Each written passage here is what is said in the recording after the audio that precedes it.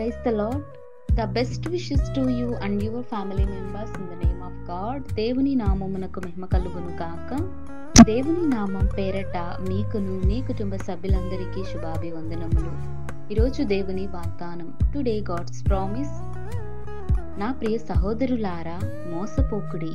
యాకోబు రాసిన పత్రిక 1వ అధ్యాయం 16వ వచనం.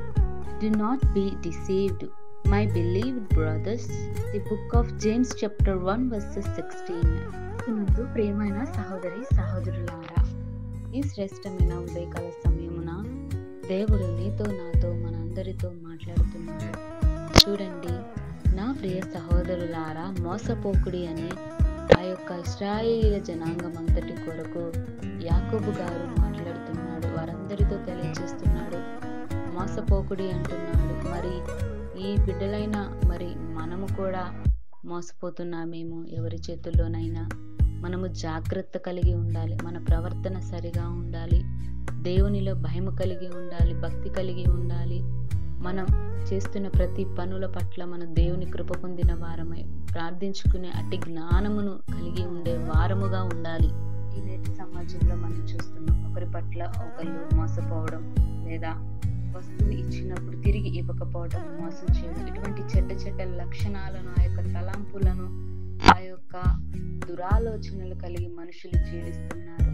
ఎవరిని పడితే వారిని నమ్మి మోసపోతున్నారు. అందుకే దేవుడు అంటున్నాడు, జ్ఞానం కలిగి ఉండండి, మెలకువ కలిగి ప్రార్థించండి, మీరు నన్ను కనిపెట్టమని దేవుడు మాట్లాడుతున్నాడు. చూడండి, ఎవరైతే దేవునిని కనిపెట్టి ఆయన ఆజ్ఞానుసారంగా నడుచుకొని జీవిస్తారో దేవుడు వారికి జ్ఞానముతో కూడిన దేవుని యొక్క వాక్యము, సత్యము వారితో మాట్లాడుతుంది.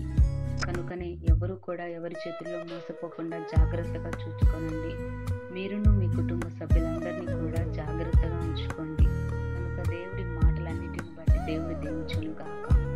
ప్రార్థన. మహోన్నతుడ, సర్వాధికారి, మా ప్రియ పరలోకపు తండ్రి, నీకు స్తోత్రాలు. ప్రభువా, ఈరోజు ఈ వాక్యం ద్వారా నా ప్రియ సహోదరులారా, మోసపోకుడి అని దేవుడా నీవు మాట్లాడిన విధానాన్ని బట్టి వందనాలు. ప్రభు, ఈ లోకంలో మనుషులు అవసరాల కోసమో దేని కోసమో ప్రభువా మాకైతే తెలియదు, కానీ నాయన ఎవరి చేతుల్లో మోసపోతున్నారు నీవు హృదయాంతరంగాన్ని చూసిన దేవుడు నాయన. ఎవరు అలా మోసపోకుండా నిన్ను నమ్మి నీ యొక్క సత్యమైన వాక్యం ఎడల విశ్వాసము నందిన వారై నేను భయం కలిగి భక్తి కలిగి జీవించి అట్టి జ్ఞానం, కృప, కాపుదల అందరికీ మెండుగా దీవించి ఆశీర్వదించమని, నేను భయం కలిగించమని, నీవే నిజమైన దేవుడని నమ్మి ప్రభు విశ్వాసం పొందిన వారై ఉండే అట్టి కృప, కాపుదల అందరికీ నీ దయచేయమని కోరుతూ నజరేయుడైన యేసుక్రీస్తు